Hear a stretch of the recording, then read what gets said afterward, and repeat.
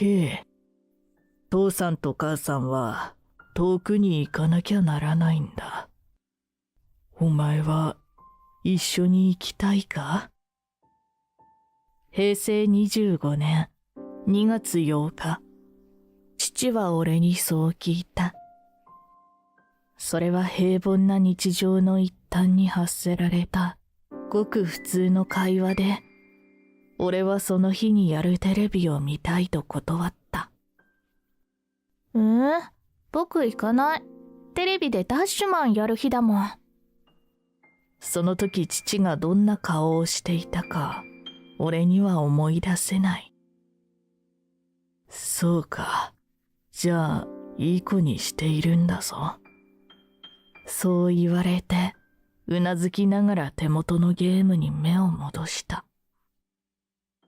そして、その晩両親は死んだ。無理心中だった。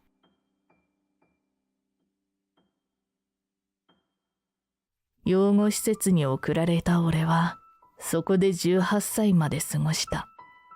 施設の斡旋で住み込みの仕事を始め、働き出して3年になる。国道を走る車の中にグレーのセダンを見つけると、心臓がドキリとなる。両親は車ごと埠頭から落ちて死んだ。お前は一緒に行きたいか？あの時俺も一緒に行くと答えていたら、どうなっていたのだろうと、何度も何度も考えた。考えたって答えは同じで、言っていたら一緒に死んでたし、言ってないから今俺は生きてる。その二択の選択を、わずか10歳の俺にさせた父を俺は恨んだ。養護施設でいじめにあったり、社会に出るまでにもいろんな嫌な思いをした。そしてその度、聞くことなどせずに、俺を車に乗せるだけでよかったのにと思った。遺書がなかったから、両親がなぜ死んだのかわからない。18で施設を出るとき、俺の未成年後見人だった社会福祉士の人から遺産について話があった。両親それぞれが加入していた生命保険金。自殺の負担保期間は過ぎていたため、減額があったが支払われたとのことだった。数百万の保険金だったが、それが唯一、両親が俺に残したものだった。何かを意見すること、目立つ行動をとること。それはいじめの標的の的になることを施設で学んでいた俺は、働き出してからも誰にも心を開かずに生活した。両親のことを誰かに言ったことなどないし、誰かと出かけることもなかった。たまたま俺は生き残ったが、半分死んでいるんだ。そう思いながら生きた。そんなある日のことだ。勤め先のリフォーム会社に一件の注文が入った。その依頼主は実家の近所の家からだった。階段と浴室に手すりをつけたいんだと。梨本を一人で行けるか？今日はみんな別業務で手一杯なんだ。場所もわかるし、手すりなら一人でも取り付けられる。俺はわかったと返事をして、軽トラに資材を積むと会社を出た。車で30分ほど走ると、懐かしい街並みが目に入ってきた。住んでいたのはもう10年以上前で、古びた商店街は跡形もなく、新しいマンションやスーパーができていた。ナビはその一角を示す。飯塚内科、消化器科クリニック。真新しい看板がかかっていて、リフォームされていたが、そこは俺が子供の時から世話になってたかかりつけの病院だった。懐かしいなあ。思わず声が出て、俺は車を止める。資材を抱えた病院の裏にある一軒家に向かった。はい、ご苦労様。よろしくお願いしますよ。出迎えてくれたのは老婦人だった。俺は頭を下げて室内に入り、手すりをつける箇所の確認をしてもらう。主人がもう年でね、足腰弱ってきたものですから。そう言うとその奥から声がした。何を言ってるんだ。私は年寄りだが、年寄り扱いをするんじゃない。聞き覚えのある声で、俺は顔を上げた。すると声の主の老人が俺の顔を覗き込み、一瞬黙った。間違いない。このじいさん、俺の先生だった。そう思った瞬間、梨本圭君かと聞いてきた。俺を覚えていてくれたことが嬉しくて、コクッとうなずいた。まったくどんな偶然かね。懐かしいな。そんな取っ手などどうでもいい。母さん、お茶だ。結局作業は後回しにして、俺は先生の後ろをついて応接間に入った。病院に来ることはあっても、自宅に来たことなどないから、俺は恐縮しながら勧められたソファーに座った。元気にしているのか。おかげさまで。両親の心中は当時テレビでも取り上げられた。先生は俺の両親が死んだことを知ってるのだろう。言葉にするのは簡単だが、悲しい事件だった。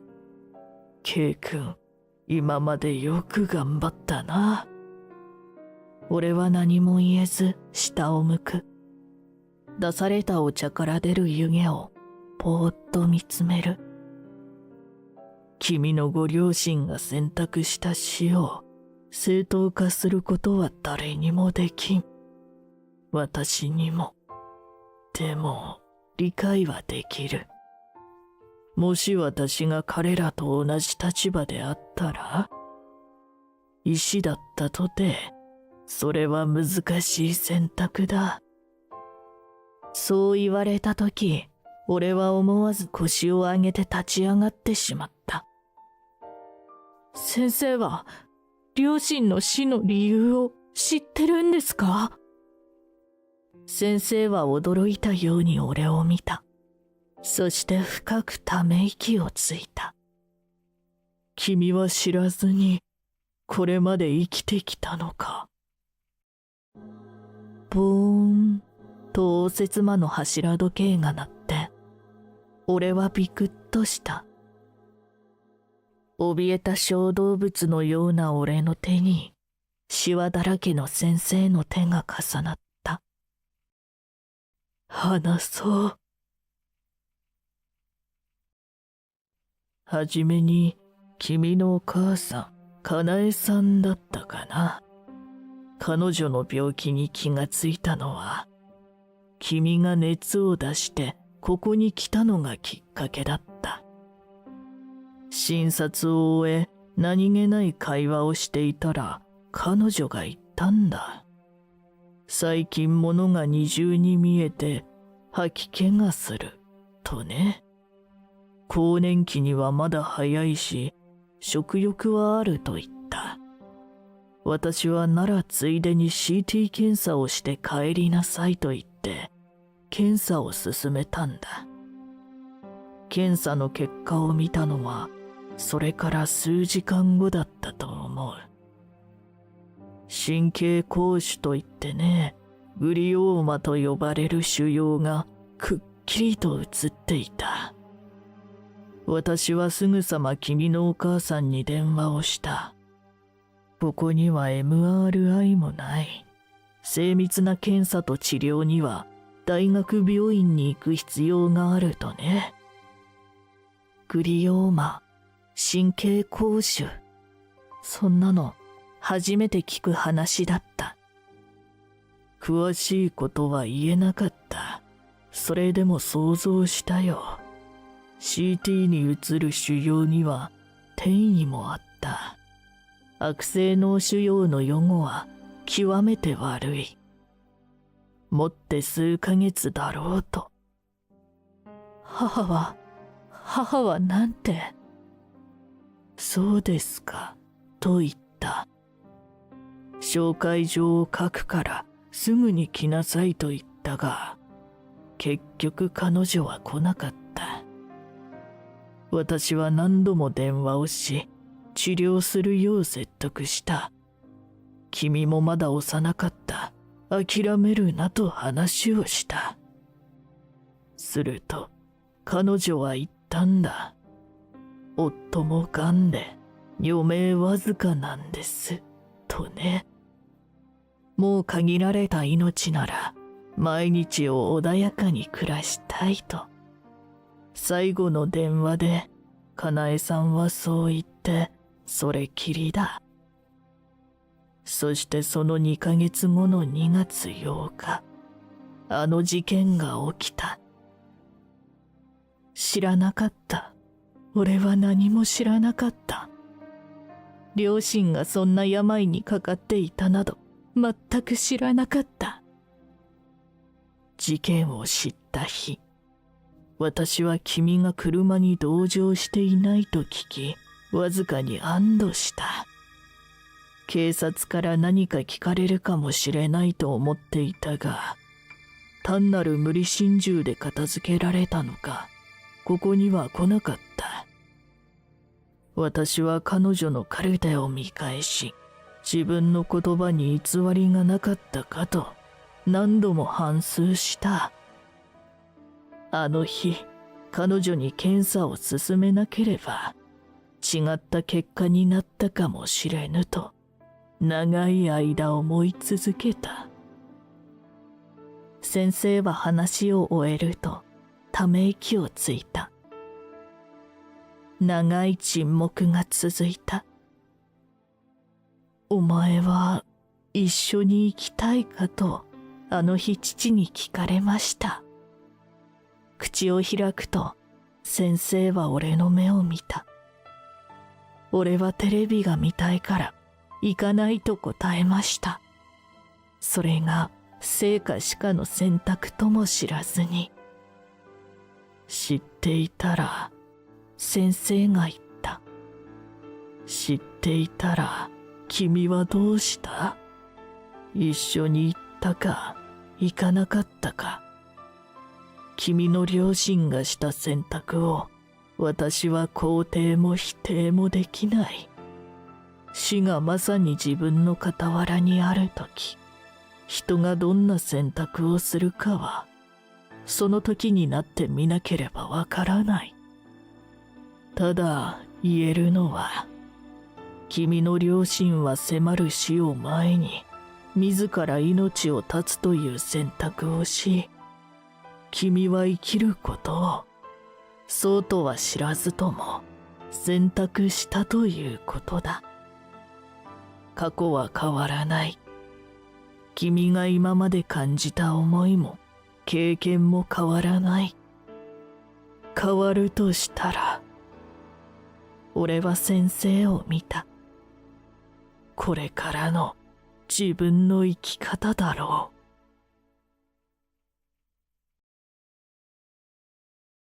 その後少ししてから、俺は先生から教わった自死遺族サポートセンター若葉の光に参加するようになった。自死、自殺で身近な人を失った遺族の支援団体だ。俺と同じような思いをしている人がたくさんいることに驚いた。そしてそこで知り合ったのが同い年のまどかだった。彼女は母親を練炭自殺で亡くしていた。K には選択肢があったんでしょう。私はね、なかった。睡眠薬を飲まされて連れて行かれるところだった。たまたま近所の人に発見されたとき、母親はすでに亡くなっていて、まどかは生き残った。生き残ったものはどう生きていけばいいんだろうな。普通じゃないとまどかは言った。ご飯食べてよく寝て、しっかり働く。そうやって生きていくしかないよ。まあ、そりゃそうだけどさ。だって、今まで何の不自由もなく生きてきた人が、あっという間に事故や病気で死んでしまうこともあるじゃない。死は誰にでも平等に、いつもすぐそこにある。そう思って生きていくしかないんじゃない？それからしばらくして、飯塚クリニックの先生から封書が届いた。保存期間は過ぎている。君が持つべきだろう。暗闇の先に必ず光はある。道に迷ったらいつでも来なさい。そんなメモが添えられ、一冊のノートが入っていた。俺が子供の時に母が記していた診療記録ノートだった。12月16日、発熱外来 37.8 度。飯塚先生が怖いと泣く。熱が下がらず座薬を入れてもらう。12月23日、扁桃腺の腫れ、発熱38度。抗菌薬10日間処方。クリスマスプレゼントにゲームを買うと言ったら、喜んで粉薬を飲む。懐かしい母の字を目で追うと、一番最後のページにこうあった。神様どうか、K は健康に育ちますように。いつまでも元気で幸せに暮らせますように。それは走り書きのようで、いつ書かれたものかもわからない。涙がノートにシミを作る。母は間違いなく俺の健康と幸せを願っていた。K、父さんと母さんは遠くに行かなきゃならないんだ。お前は一緒に行きたいか？父は俺にそう聞いた。うん、一緒に行く。俺はそう答える。両親は薄い笑みで俺を抱きしめ、言った。今日ダッシュマンがやる日だろう。いい子にして待つんだ。父さんたちは遠いところに行くけども、すぐにまた会える。ねえ、じゃあ帰ってきたら遊園地に行こう。みんなで手をつないで。ふっと目が覚めた。部屋の隅に置かれた写真立てに目をやる。遊園地で撮った家族写真。俺の唯一の家族写真。あ、もしもし窓か？ごめんな、こんな時間に。明日暇かな？一緒に遊園地に行きたいんだけど、どうかな？うん、わかった。じゃあまた明日。また明日か。俺は一人つぶやいて、再び布団に潜り込む。明日を生きるために眠ろう。暗闇の先に光が見えた気がして、俺はゆっくり息を吐くと、静かに目を閉じた。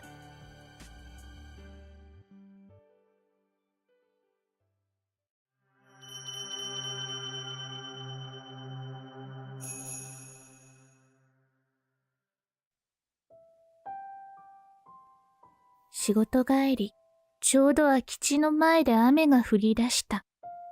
私は立ち止まり、折りたたみ傘を広げながら、空き地の隅の小さな小屋に目をやる。幸せが始まった日のことを、私は思い出していた。父親参観。小学校3年の時だった。担任の先生がプリントを配布しながら言った。きっとみんなのお父さんもみんなが頑張ってる姿見たいと思っているわよ。その言葉は小さな私の心を大きく傷つけた。私に父親はいない。心筋梗塞という病気で亡くなったのだ。いつも通りに仕事から戻って、マイクを膝に乗せながら、美味しそうにお酒を飲んでね。そのまま布団に入ったの。それきり起きてこなかった。母はそう言った。クラスの友達たちは、お父さん絶対来るよ。楽しみだなぁ。と笑いながら話している。いいな。マイコもお父さんに来てもらいたいな。私はプリントを小さく畳むと、ランドセルの奥深くにしまった。家に帰っても母はいない。テーブルの上にはラップのされた夕飯と母のメモがあった。かわいいマイコ、きちんと食べてお風呂に入るんだよ。遅くまで起きてちゃダメよ。母は一人で私を育てるために家の近くの工場で働いていた。日勤と夜勤というのがあって、今晩は夜勤だから夜いないのだ。私は一人で夕飯を食べながらテレビを見て風呂に入り、ほかほかの体のまま布団に潜り込む。お母さんの匂い。私は頭から布団をかぶって目を閉じる。夢でお父さんに会いたいな。そう祈りながら眠った。それから数日が経ったある日のことだった。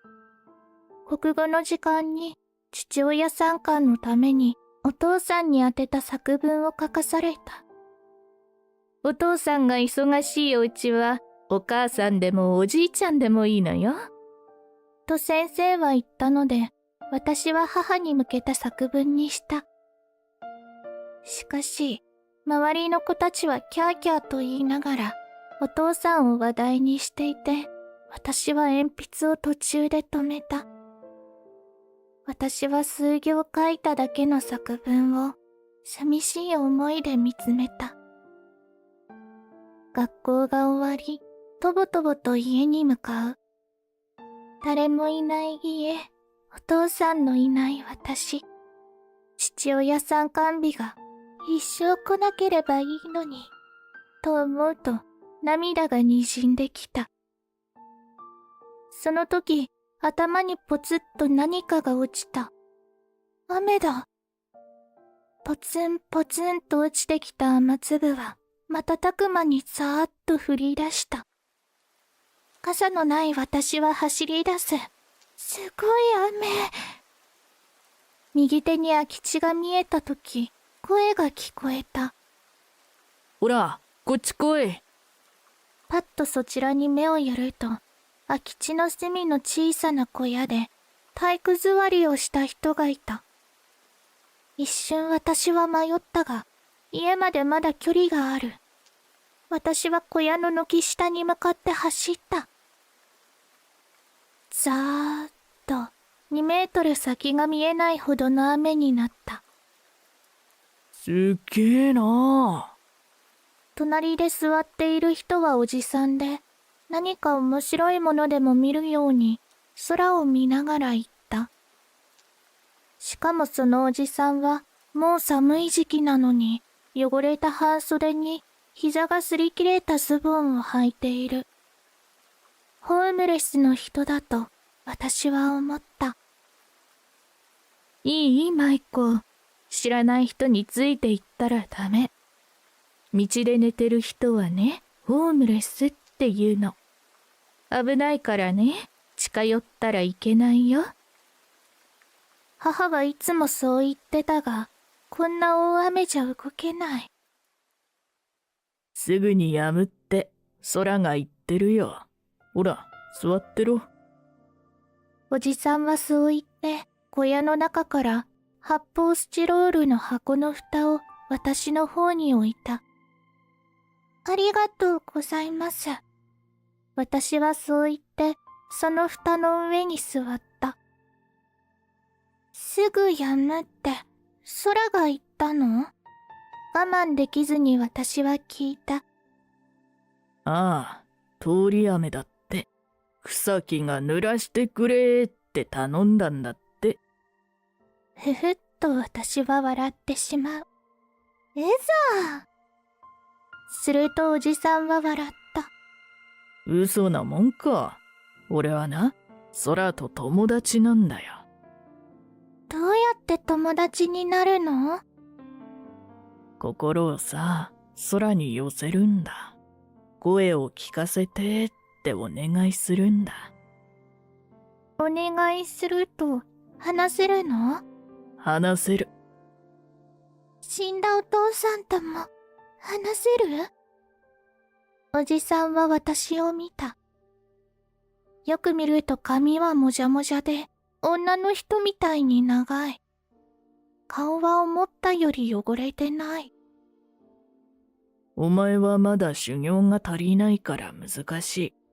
俺が話してやろう。おじさんはそう言って、とおどけてうなり出した。私はその様子がおかしくて、と笑う。お父さんに父親参観に来てほしいって言って。それはいつなんだ。おじさんは目を閉じてゆらゆら揺れながら言っている。来週の土曜日。ダメだ。遠すぎる。天国からじゃ遠すぎる。嘘ばっかり。そう言って笑ったつもりだったのに、私の両目から大粒の涙が流れていた。止めることができなくて、私はそのまま泣き出した。わーん、わーんと大声で泣いたけど、雨の音に泣き声が消された。おじさんはもう何も言わなくなった。私の隣でずっと空を見ていた。そしてどれくらいの時間が経ったんだろう。5分か10分か。お、返事来た。おじさんが言った。私は膝を抱えてうずめていた顔を上げて、おじさんを見た。ほら、お前の父ちゃんからの返事、元気出せよってさ。そう言って空を見た。そこには大きな虹がかかっていた。マイコ、こら、なんでお母さんにすぐ見せないのこれ。授業参観があるんでしょ。日曜日の朝、お母さんがくちゃくちゃに畳まれた父親参観のお知らせのプリントを見せてきた。土曜日はお母さん休みだから行けるけど、こういうのはすぐに出さないとダメじゃない。言われて私はふてくされたように言い返す。父親参観はお父さんだもん。マイコにお父さんいないじゃん。すると母はふーっと小さく息を吐いた。ご家族の方なら誰でもいいですって書いてあるじゃない。お父さんがいいんだもん。言って私はダダダッと居間のソファーに顔をうずめて寝転がった。本当はわかってる。そういう言葉が母を困らせるっていうことを。そんな自分がなんだか情けなくって、私はまた泣きそうになる。すると、ふわっと母の匂いがした。そうだよね。お父さんがいいよね。舞子、しっかり者でお母さん助かっちゃうけど、まだ8歳だもんね。寂しいよね。そう言って私の頭をくしゃくしゃっと撫でた。お母さん、大好き。小さな声で言うと、お母さんも超好き。と私をぎゅーっと抱きしめた。夕方になり、台所からいい匂いがしてきたとき、窓の外で雨が降り出すのが見えた。私はテレビを見ながら、はっとあの日のおじさんを思い出した。今日もきっと濡れちゃう。お母さん、おじさんに傘届けてくるね。台所の母に向かって私は言う。え？なに？もうご飯だよ。どこ行くの？ねえ、お母さん、お友達を連れてきてもいい？今から？お家の人に連絡しないとダメでしょ？私は考える。多分ね、お家の人はいないよ。きっとこの時、母は自分と同じ両親が共働きで、子供が一人ぼっちなのだと思ったに違いない。あら、そしたら早く連れておいで。カレーたっぷり作るから。私は笑って家を飛び出した。傘を持って空き地に走った。子供と一緒にもじゃもじゃの髪の毛のホームレスのおじさんが家に入ってきたら、大抵の母親は腰を抜かすだろう。うちの母もだ。なんかよくわかんないっすけど、この子にカレー食いに来いと言われたんですけど。おずおずとおじさんがそう言って、母はと声にならない声を発して、お玉を持ったまま台所で座り込んだ。どちら様ですか？舞子、一体。お友達のね、面白いおじちゃん。面白いおじさんです。角田と言いますが、すみません、驚かせて。俺もちょっと意味わかんないですけど、舞子ちゃんに来いと言われてついてきてしまいました。すみません、帰ります。やだよ、いてよおじさん。お母さん、お友達連れてきていいって言ったじゃん。私もおじさんも母を見た。この人が舞子の友達？そうだよ。面白くてね、空と話せるんだよ。母は不安そうに私の顔を見つめた。私はその目を力強く見つめ返した。すると母はニコリと笑って、おじさんに、カレー、よかったらどうぞ、と言った。おじさんは、名前を角田裕太と言った。失礼ですけど、お仕事は、ホームレス？母がそう聞くと、はははっと笑って、それは職業じゃないでしょう。と言った。たまに本をね、書いてます。ホームレスは趣味かな。おじさんは母のカレーを3回おかわりした。こんなにうまい飯は本当に久しぶりだな。俺何にもないので、お返しなんてできませんが、庭掃除くらいならできます。飯のお礼に何かさせてください。いえいえ、いいんです。そんなことさせられませんよ。その時、私の頭にピカリンと何かが光った。お母さん、おじさんに父親参観来てもらいたい。母は食べ終わったお皿を持ったまま立ち尽くした。何を言ってんの？おじさんは黙っていたが、お願いと両手を合わせる私を見て、舞子ちゃんのお父さん、亡くなったと聞きました。と言った。母は立ったまま少し黙って、汚れた食器を流しに運んだ。ええ、この子が小さい時に心筋梗塞でした。お母さん、おじさんはね、お父さんとも話をしたんだよ。お父さんはね、虹になって舞子に元気出せって言ったんだよ。本当だよね、おじさん。私はすがるようにおじさんを見る。俺、行きましょうか。おじさんがそう言った時、私はヒャッホーと立ち上がった。お母さんは複雑そうな顔をして、そんなことありえる？と言った。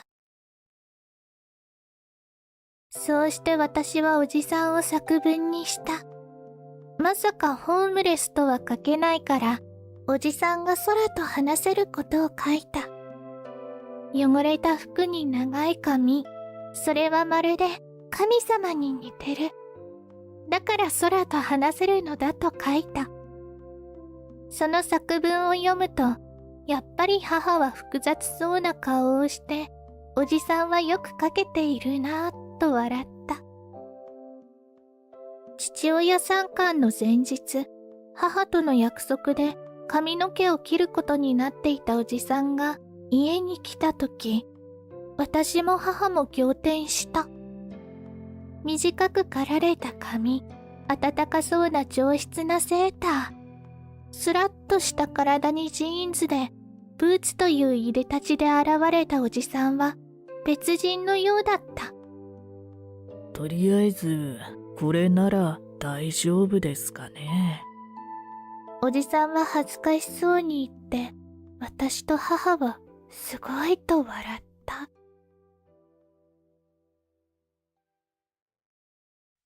あれから15年経った。